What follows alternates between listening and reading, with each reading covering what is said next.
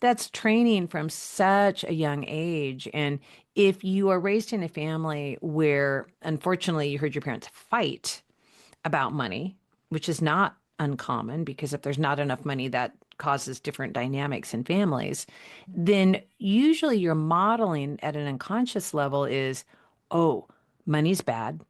Money makes mom cry. Money is somehow connected to conflict, right? And so Mhm. you grow up with this very strong connection that you do not talk about money because bad things happen if you do. You're listening to the Midlife with Courage podcast. This is where women in midlife come for inspiration, motivation, and sometimes a little education to help them flourish after 40. Let's get started. Hello, everyone. Welcome back to Midlife with Courage. I am Kim Benoit, your host. Today, I have a wonderful guest with me. Her name is Mikelann Valterra. Welcome to the podcast, Mikelann.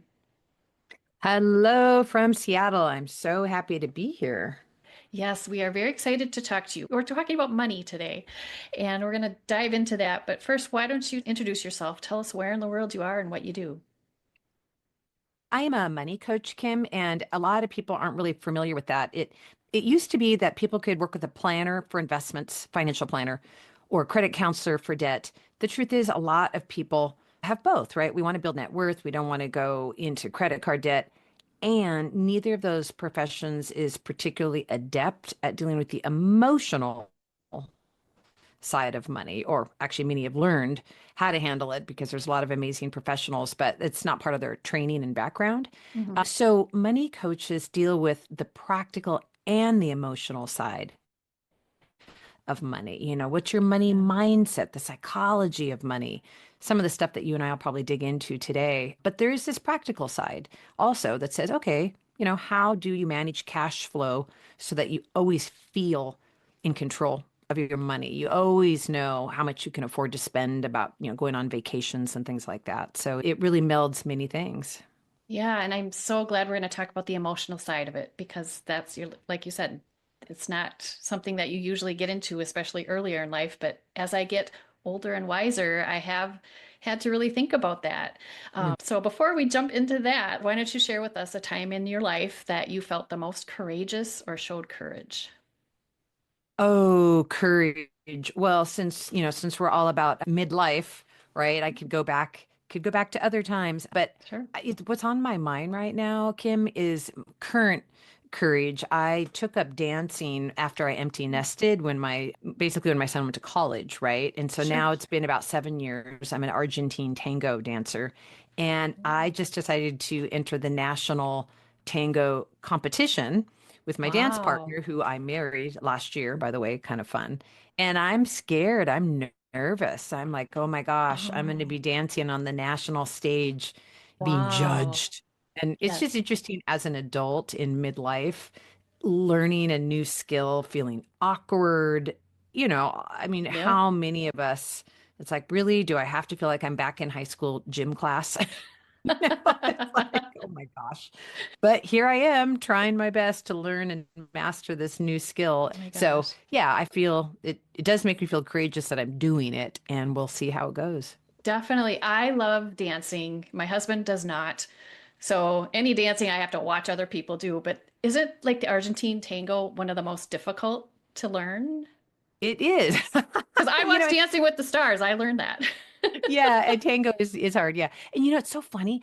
I didn't know that when I started dancing. I fell in love with tango, and Yeah. that's its own story, but I didn't quite understand when I started that it was among the harder dances, right? And I kind of laugh now when I look back like, well, I could have picked up country two-step instead, or I mean, there's so many wonderful fun dances, Yeah. but I ended up kind of going this route, and I don't have any regret. It's been a super deep dive and something to really learn. And Sure. I actually met my husband at, oh my gosh, you're gonna laugh at this, a tango house party.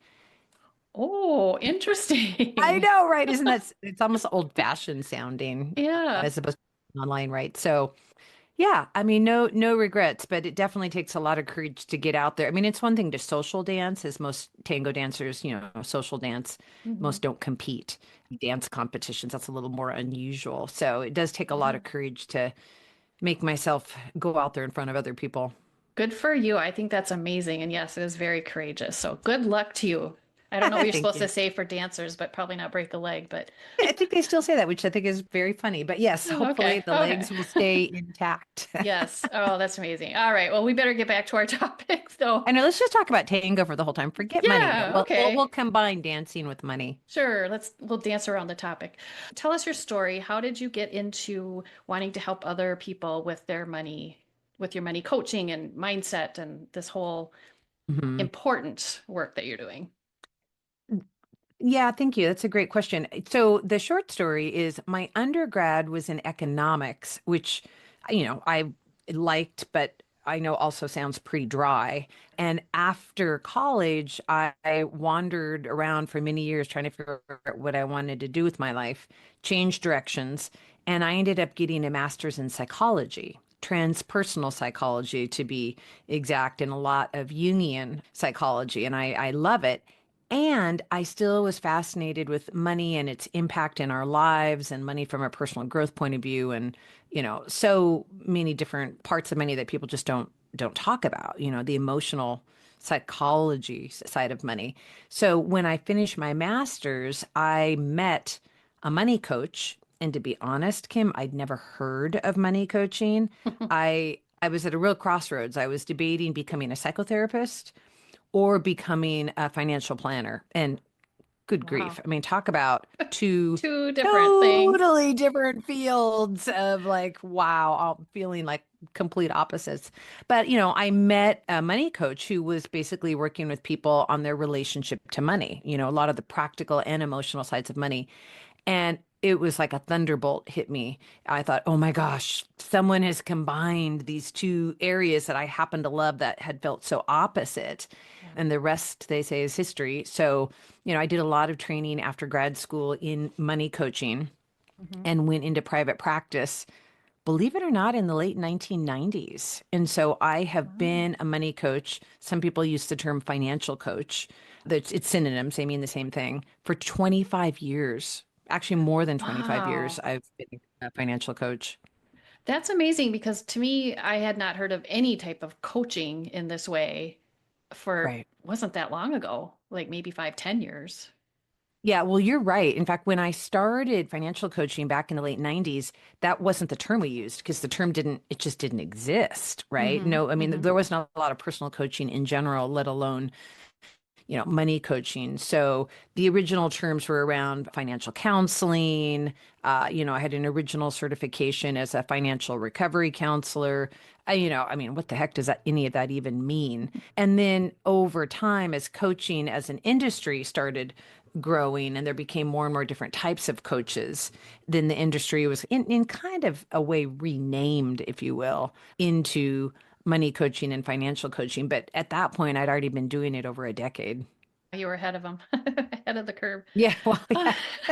Yeah, I go to conferences now, and I'm a member of the Financial Therapy Association, which is, Uh, a very cool organization, and they call me the OG just because they oh, had never gee. met anyone who had been doing it longer than the actual certifications existed in the field, Oh my which I gosh. thought, God, I'm not that old.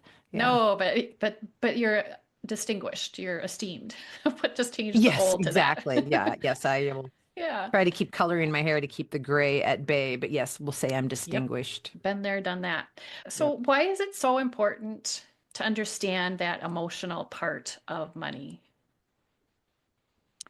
That's the big question, right? And Mhm. if there's so many different answers, but I think a really great beginning answer is if you don't understand why you feel the way that you do around money, your emotions around money, your unconscious motivations around money, then you end up behaving in ways around money that are not necessarily always good for you. And people get really frustrated with themselves. They're like, why do I keep overspending?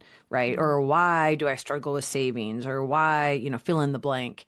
But a lot of the reasons that people do various kind of, let's just say, unhealthy money behaviors goes back to how they were raised around money. It goes back to the emotions around money. And what's popular to say nowadays is their money mindset.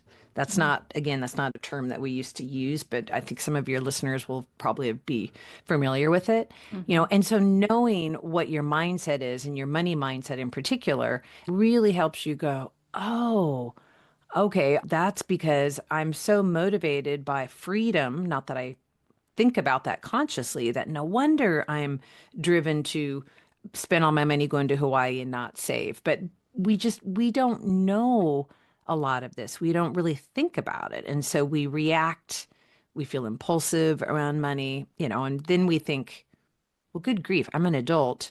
Why do I keep ending up in the same place, right? Why do I Right. keep ending up with credit card debt or I can't build my net worth? But, the truth is, it's in all likelihood coming from your own personal financial psychology, which Mhm. probably is coming from dun dun dun, your childhood. Ah. Yep, Yeah. exactly. So let's talk about that. What kind of things, what I'm thinking is if you grew up in a home where there wasn't a lot of money, maybe as you grow up, you either save a lot of it or you just get used to not having it. What does that mean? I mean, what kinds of examples can you give us? Yeah, there's some truth in that. A lot, if people are not conscious of their money story, if they haven't given a lot of thought to what they saw and how they were raised around money, then we tend to go one of two ways. We either reenact how we were raised. So if we weren't raised with a lot of money, we tend to grow up and replicate this. We under earn, undersell ourselves, keep our needs really small, right? So we Hmm. reenact, or we rebel. And again, neither of these are particularly conscious paths, but we go, oh my gosh, at some level, we say, I'm never going to feel like I can't do what I want to do. And I'm never going to go into a used clothing store. And I'm never going to feel like I don't have what I need and what I want. Right. But it's reactive. Hmm. So, part of the goal is looking at, well, how were you raised and what are the messages that would have imparted? And I know you're aware, I wrote a book that came out last year called Rise Above the Money Fog. And one of the things that I explore is money fog, which is, basically it's the stress and anxiety caused by financial vagueness. Hmm. It's many, many, many people have and are in a money fog, but it's more about how money was not talked about when you were growing up. You might have grown up in a family with a lot of money or very little money, but it's more connected to how your family did or didn't openly talk about money. Hmm. Hmm. And that's kind of what I was alluding to when we started. Like, we don't talk about it. You don't ask Right. people what they make and that kind of thing too. So you probably don't have the answer to this, but why don't people talk about money? Why is it a topic that we don't want to bring out into the open? Or Yeah, do you? I mean, I'll give you a couple of ideas. I mean, it is a great question. Part of it, if we go back to childhood for a second, there's a big gender piece to this in that we know, like I'm in my 50s, and so we know that for, people in my age group, let's just say 40 to 60, or we can widen it even more. Going back, our parents talked to our brothers about money more than they talk to us. And so there is, we don't want to ignore the gender piece. I know that can get controversial quickly, but the research and the studies are unequivocal that for our generation, money was not taught or talked about as much with daughters Mhm. as it was with sons. And so that's one place to start and go, well, why is that? And part of it is generationally, we are still coming out of generations where it wasn't assumed that women would grow up and need to make enough money to support an entire family, right? Right. We're not the breadwinner mentality, we're not the provider modeling, and if, it's changing. But we forget how much has changed so quickly within just a couple of generations. Hmm. So, and the big question you're asking is, okay, but still, why? Why was it considered impolite to talk Yeah. about money? And part of it is our parents weren't comfortable Yeah. talking about money. They didn't receive any training. And almost everyone I talk to has a story where at some point they ask something to their mom and dad, like, "Hey, how much money does dad make?" Or some Hmm. some. I mean, kids are curious, right? We don't Right. know that this is a charged taboo topic until we ask. And generally, the response ranges from we're in outright trouble for asking the question to that is not a question that one asks, right? I mean, different Yes. families will say it in different ways, but Yes. the answer is do not ask questions like that. That's not polite, Right. right? Right. And so that's training from such a young age. And if you are raised in a family where unfortunately you heard your parents fight about money, which is not uncommon because if there's not enough money, that causes different dynamics in families, then usually your modeling at an unconscious level is, oh, money's bad. Money makes mom cry. Money is somehow connected to conflict, right? And so Mm-hmm. you grow up with this very strong connection that you do not talk about money because bad things happen if you do. Mm-hmm. Oh, yeah. I hadn't thought of it that way before just now. Yeah, that makes sense. I think another thing too, and maybe this is jumping too far ahead, but as myself, I was a nurse for 27 years and I'm a business owner, business person, and going from that profession where I was serving others to now I want to make money doing what I do. There's conflict there. And you Mhm. talk about under earning and not charging, I think what we should be. Can you talk about that a little bit? That's a big, juicy topic, isn't it? Yeah. Yeah. So, I mean, we've got a lot of relationships to money. One of our relationships to money is our relationship to spending. And people think, yeah, okay, we all know, and assume, they probably assume we're going to talk about that. But you're bringing up our relationship to earning money. Mhm. And that's just as important. And they're connected. We've got to earn to spend. What under earning is, the definition of under earning is the pattern of earning below your potential. And if you unpack that definition, Kim, the pattern of earning below your potential, there's two big pieces of that. Number one, potential. We all have different potential. And so really thinking about what is my potential. But the bigger part of the definition is actually the word pattern, because we all occasionally undersell ourselves. Things happen. We get stuck with a bad boss or the economy or a pandemic, right? But under earning is when we consistently undersell ourselves throughout our career. And so we are the common denominator, which tells us there's something psychological going on. It's not just outside forces when you see a pattern. Hmm. Yeah, I get that because it seems like anything I've learned as I'm getting wiser is we have to keep asking questions and going back and back and back and back and deeper. Maybe not Mhm. back, maybe deeper. And this is just this is another area where we still need to do that and kind of deep dive into those things. And so that's what you are helping other people do. And you work with women mostly, but I think you also work with men as well? I do. Yeah. My specialty is working with women in midlife, but I have had some wonderful male clients over the years as well. And, Mhm. and part of it is in midlife, there's just a lot of transitions that people Mhm. go through, and money seems to come up a lot for people Yeah. when they go through a transition. It's Mhm. divorce or empty nesting or retirement, and suddenly we're not sure what we can afford or how much is enough or what would be Yeah. possible. A lot of these key questions that I walk people through, but the answers to a lot of those questions change when you go through a transition. Mhm. Yeah, for sure.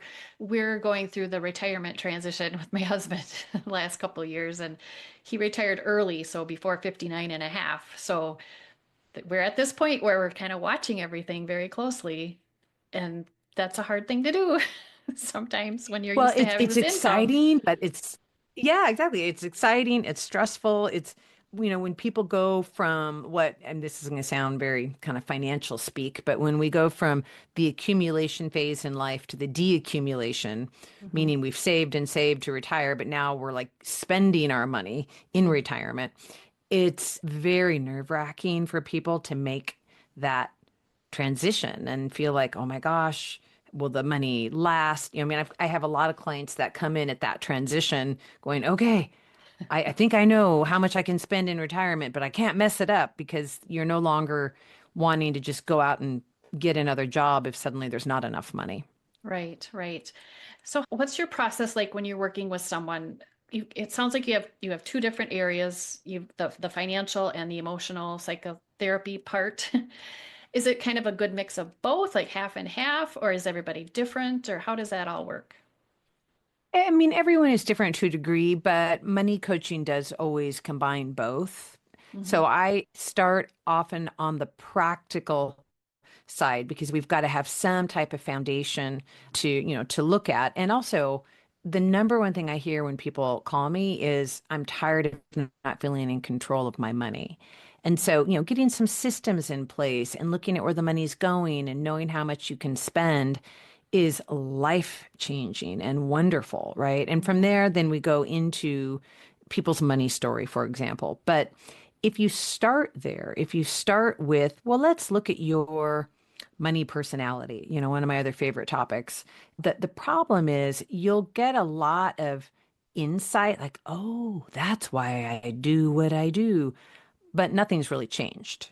I'm still not Ah, certain if I can afford to go to Hawaii and all those different things, right? And sure. so people then sometimes feel worse because they feel like, well, wait a Oh, minute, I now know myself and I know my money type and I know my unconscious beliefs around money. So why do I still not feel in control and I don't have a lot of clarity on what is a lifestyle that is sustainable, right? So we need hmm, both. sure. But in my not so humble opinion, it's better to start on the practical side first and then weave in the emotional and the psychological. Yeah, that makes total sense to me too. So let's talk about your book. Tell us about that. How do you help women with this book? Let me just say again the definition of the money fog. Yes, So, please. money fog is defined as stress and anxiety that comes from financial vagueness. And what's interesting about that definition is, and I'll give your listeners a couple questions to kind of quiz themselves here in just a second to help them figure out, well, are they in a money fog? But what I want to highlight is that it's the feelings that we feel as a result of being financially vague. So it's not financial vagueness, it's how we feel as a result of being financially vague. So when I Gotcha. wrote the book, Rise Above the Money Fog, fog, FOG, stands for when you are in fear around money, overwhelm around money, or you feel guilt around money. That's what the F, O, and G stands for: fear, overwhelm, guilt. And I use those as signposts because if you're feeling overwhelmed around money, it's often an indicator that it's because you're in a money fog. If you feel fearful or overwhelmed, or I feel really guilt ridden when I think about what I just spent on the new couch, that is likely because if you're having a guilt reaction, right, it's likely Sure. because you're in a money fog. So here's like, can I give your listeners three or four questions to Definitely. help them? Yes, please. So if you don't know how much you're actually spending, meaning do you know where all your money goes? That's the kind of an obvious question around. That's a sign you might be in a money fog. If you don't know how much money you need to earn to cover your basic needs, if you don't know how much money you need to earn to live a life that you love, that's a sign of being in a money fog. And if you don't have a great system for knowing where your money is going and coming from, that's a sign of a money fog. I would also add if money doesn't feel like a sacred tool to help you live your best life, then that's probably a sign of being in a money fog. So, there's many ways to think about it, but you can gauge if you're in a money fog by going, well, do I know how much I spend? Do I know what I earn? Do I know what I need? Hmm. That's a really interesting question. People often Yeah. will know what their salary is, Hmm. but do you know how much money you need to earn to live the life you really want? So all of these are signposts of being in a money fog. And part of the frustration with being in a money fog, you don't usually know you're in a fog until you're out of it and looking back. So you generally feel the impact of being in a fog, right? Like I Hmm. opened the book with the story of hiking in a really deep fog that was actually a form of smog. And when I got to the top of a hill and came up out of this fog smog and looked back down, I was like, oh my gosh, no wonder I wasn't feeling good. No Sure. wonder things were so vague and grime in my color of my clothes and things like that. I hadn't realized that I had been walking around in such deep, deep smog until I had hiked up out of it. Yeah. That's such a great description of it. I love that. So, Mm. Mikelann, I have heard a lot about you mentioned earlier the money mindset, and I've heard people say, well, just you attract your money and just have this mindset. It's more than just changing your mindset, isn't That it? would be like, oh, please tell me, what are the magic words? Yes, I'm Yes. just going to do something and it's just going to come to me.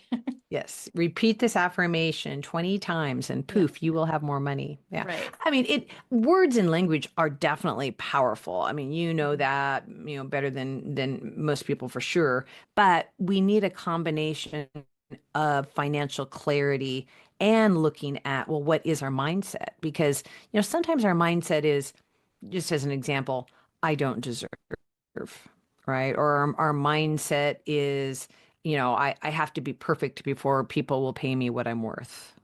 I Mhm. mean, if we look at kind of some of the earning mindsets that people fall into, but most people are not aware of what their mindset is. And so they will layer on abundance affirmations on top of unconscious negative beliefs.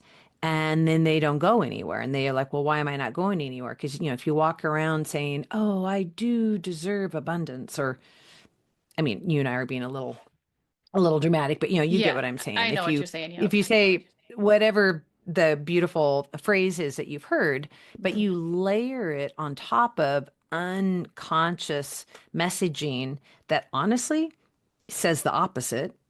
The Mhm. truth is, I unconsciously don't believe I deserve to make good money. Okay. Mhm. So when you have a conscious belief layered on top of an unconscious belief wins. Oh, interesting. Very interesting. Hmm. Hmm. Yeah. Yeah. And I kind of wish that wasn't true, right? Because then Yeah, we wouldn't right? have to do all this work of like going through our childhoods and all this stuff. Yeah. We could just, read a book about let's just pick a mantra and say it. Yeah. Wouldn't that be nice?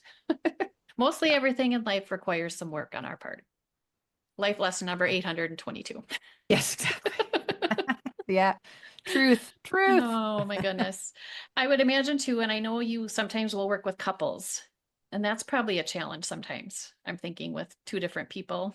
Yeah, definitely. Definitely. Partly just because people have different mindsets, kind of what Yeah. we were just talking about, different beliefs, different family backgrounds Yeah. around money. So, and they get married and then hilarity ensues, but, generally before people are partnered up and living together, they're not talking or thinking as much about money. They're, opposites attract, and there's lots of wonderful stuff in that. But it's when couples learn how to talk about money and have money dates that it's so transformative. Money dates. I love that. Money dates, yep. Money Yeah. dates. Get a glass of wine and look at what you guys are planning on doing this month with money. I mean, in some ways, it really does come down to something that's that Wow. straightforward, but getting used to talking as a couple about what you want to do with your money this month really is transformative. That's such a good idea. My husband worked 40 hours a week and I worked not quite that much, but kind of switching around who was in charge of the money. And I took a lot of it on. And now that he's not working, I'm kind of like, okay, you need to know about what's going on here. And yeah, so that's been a transition and definitely probably could have used a financial coach there for a while before we kind of figured everything out. Oh gosh. Well, But it's fun. It's funny for us because I remarried about a year ago, and I could write oh, a whole book. In fact, I'm debating my next book. But for my now new husband, it was interesting for him marrying a money coach, right? It's oh, like, sure. oh, yay, we get to talk about money all the time. Yippee. Well, that's good. That's He a good loves thing. it. Yeah, he's relieved because the alternative is far more stressful for him. Yeah. But it is sometimes we do have to kind of laugh. So. Yeah, of course, of course. Well, if people are interested in working with you and wanting to get your book, where would they find you? So the book is called Rise Above the Money Fog, and they can buy it on Amazon, where apparently all good things come from. But if they want to talk with me directly, then I would go to Seattle Money Coach, seattlemoneycoach.com. I've got clients all over the world, really, but mainly all over the United States. And that is where you can get a free ebook on, it's a great quiz on are you in a money fog? I put together this like wonderful, so many wonderful free things. And we're about to put up a new ebook on understanding your money personality. And that is a very juicy free ebook that I think people will really, really like. But of course, you can also book a discovery call with me too if you want to chat. Sure. Yeah, wonderful. Yeah, definitely do that. I will put the link to your website on our in the show notes. And I Mhm. was in there today looking through and there you do have a lot of free stuff for people. I do. That's amazing. I do. Like, come have some free stuff. Yeah, That's great. That's absolutely. wonderful. But Yeah. the advantage or disadvantage of being in business 25 years, it's like I'm in the middle of a website rebrand, reorganization, and oh my goodness, it's a little overwhelming because there's Oh so gosh. much. Yeah, that's a Yeah. lot. That's one thing I kind of hire out as much as I can because I don't want to Oh, deal no, with me it. too, But for sure. But yeah, yeah. someone's got to decide what stays and goes. So, yeah. Exactly, exactly. Oh, wonderful. Well, Mikelann, before we say goodbye, is there anything that maybe we didn't cover or any one little piece of advice you want to share with our listeners? I think we had a lot of really great stuff today. I just would add that I want everyone to think about the fact that they're on a journey around money and just to give themselves a lot of grace for where they are on the journey. There's a lot in behind us, there's a lot in front of us, and everyone has to believe that they're at the right place in their journey, and you're simply starting to look at what's part of your new money chapter, what's coming up. Yeah, wonderful, wonderful advice, and so much more that we probably didn't have time to get into. So, listeners, go to her website, seattlemoneycoach.com, and schedule a discovery call, get her book, get her all her free ebooks, and hopefully someday we can have you back and we can talk more about this important topic. Many possible subjects. Thank you for Yeah. having me. Thank you, Michael, and we will talk to you soon. You've been listening to the Midlife with Courage podcast. If you liked what you heard, I would love it if you would leave me a review. It really does make a difference. Or even better, send a link of this episode to a friend. Until next time, take care of your beautiful self.